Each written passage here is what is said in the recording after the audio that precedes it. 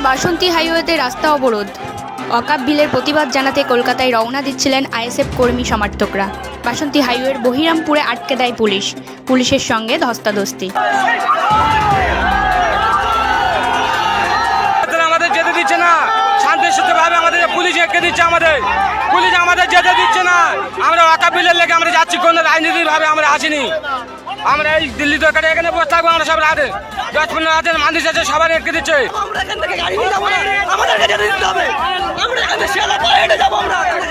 সংবিধানের মিটিংয়ে যাচ্ছি, আমাদের প্রশাসন যেতে দিচ্ছে না। প্রশাসনের ধন্যবাদ দেবো, আমাদের যাওয়ার জন্য সবিচারা করে দিন। আমরা আইএসএফের মিটিংয়ে যাচ্ছি না, মুসলমানের সংবিধান বাঁচাতে যাচ্ছি, আমাদের সেখানে যেতে দিচ্ছে না। আমাদের সেখানে যেতে দিচ্ছে না, সংবিধানের মিটিংয়ে যাচ্ছি, আমাদের যেতে দিচ্ছে না। পুলিশ সংবিধান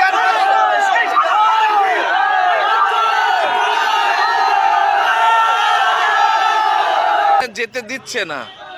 আমরা অনেক আগে লালবাজারকে চিঠি দিয়েছি, তাহলে যদি ল অ্যান্ড অর্ডারের প্রবলেম তাদের জানা থাকে তাহলে আমাদের আগে জানানো উচিত।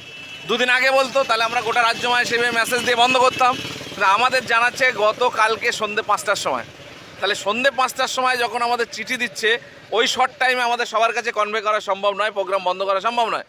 আমরা পাল্টা চিঠি দিয়ে জানিয়েছি যে আমরা শান্তিপূর্ণভাবে আমরা মৌলালি পর্যন্ত গিয়ে আমরা শেষ করে দেবো।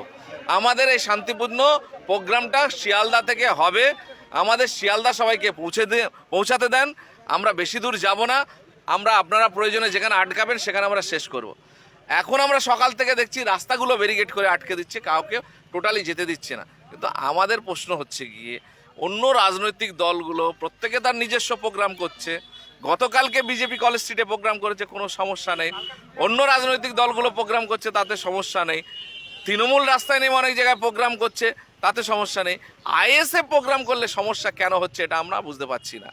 আজকে মুর্শিদাবাদ দেখাচ্ছে, ল অ্যান্ড অর্ডার প্রবলেম দেখাচ্ছে। 21শে জানুয়ারি দলের প্রতিষ্ঠা দিবস ছিল, সেখানেও আটকানোর চেষ্টা করেছিল, তাহলে তখন কি সমস্যা ছিল?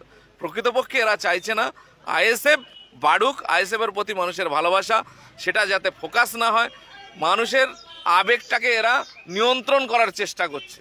এই মুহূর্তে কি সিদ্ধান্ত নিয়েছে? আমরা এই মুহূর্তে সিদ্ধান্ত নিয়েছি, আমরা পুলিশ প্রশাসনের সঙ্গে কথা বলছি যে ভাঙড়ের লোক যারা আছে ভাঙড় বিধানসভার মধ্যে, তারা কলকাতায় কেউ যাবে না, এই প্রতিশ্রুতি আমরা দিয়েছি।